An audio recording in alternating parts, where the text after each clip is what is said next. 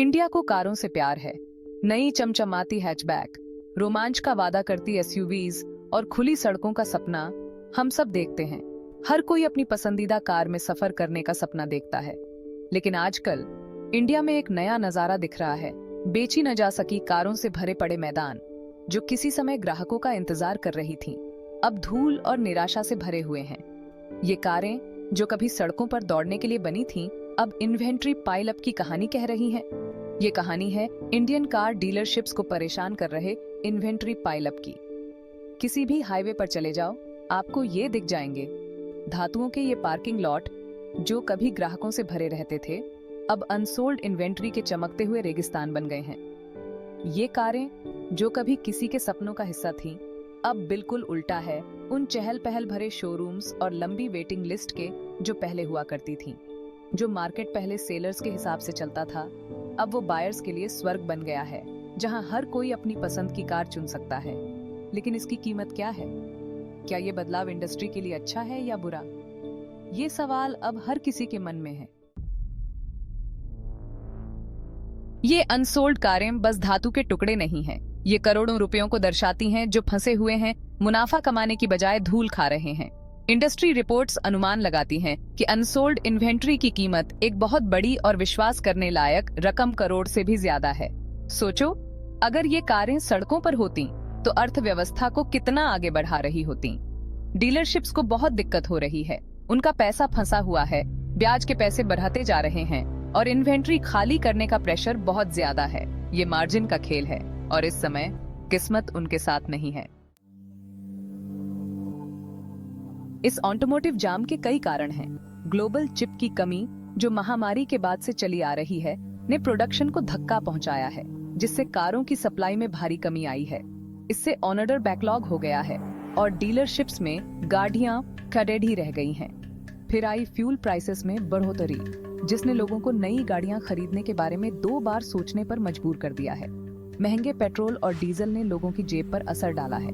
इसके साथ ही Indian consumer की आकांक्षाएं भी बदल रही हैं। लोग अब ज्यादा माइलेज और कम मेंटेनेंस वाली गाड़ियों की तलाश में हैं। आसान फाइनेंसिंग ऑप्शंस और ज्यादा विकल्पों के साथ लोग अपनी पुरानी कारों को ज्यादा समय तक रख रहे हैं और अपग्रेड करने में देरी कर रहे हैं। पुरानी कारों की देखभाल और मेंटेनेंस पर ज्यादा ध्यान दे रहे हैं। पुरानी कारों का बाजार फल फूल रहा है, जो कम कीमतों पर आकर्षक विकल्प दे रहा है।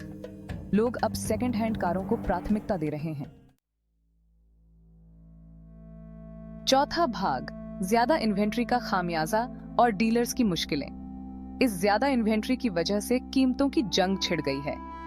डीलरशिप्स को अपने स्टॉक को निकालने के लिए कड़ी मशक्कत करनी पड़ रही है।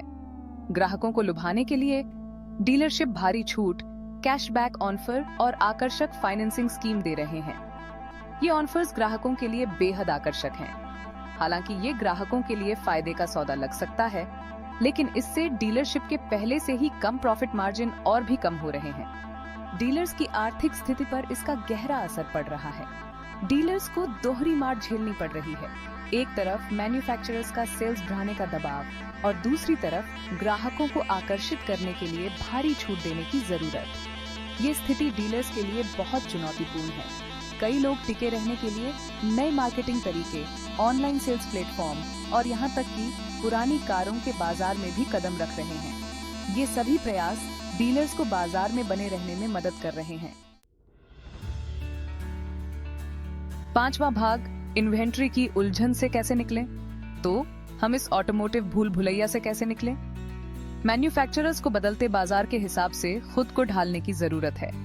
इसका मतलब है कि प्रोडक्शन को वास्तविक मांग के साथ जोड़ा जाए, कंपोनेंट्स के लिए वैकल्पिक स्रोत तलाशे जाएं और शायद गाड़ियों की कीमतों को लेकर भी नई रणनीति बनाई जाए। डीलरशिप के लिए नए तरीके अपनाने का समय आ गया है। इसका मतलब है कि एक सहज ऑनलाइन ऑफलाइन अनुभव के लिए टेक्नोलॉजी का इस्तेमाल करना, ग्राहकों के हिसाब से फाइनेंसिंग समाधान देना और ब्रांड लॉयल्टी बनाने के लिए ग्राहक सेवा पर ध्यान केंद्रित करना। छठा भाग, आगे क्या होने वाला है? इंडियन ऑटोमोबाइल इंडस्ट्री एक ऐसे मोड़ पर है जहां से कई रास्ते जाते हैं। ये इन्वेंट्री पाइल अप मैन्युफैक्चरर्स और डीलरशिप के लिए एक चेतावनी है कि उन्हें खुद को बदलना होगा, वरना पीछे छूटने का खतरा है। आगे का रास्ता मुश्किल हो सकता है, लेकिन सही रणनीतियों के साथ यह इंडियन ऑटोमोबाइल बाजार के लिए एक अधिक टिकाऊ और ग्राहक केंद्रित भविष्य की ओर भी ले जा सकता है।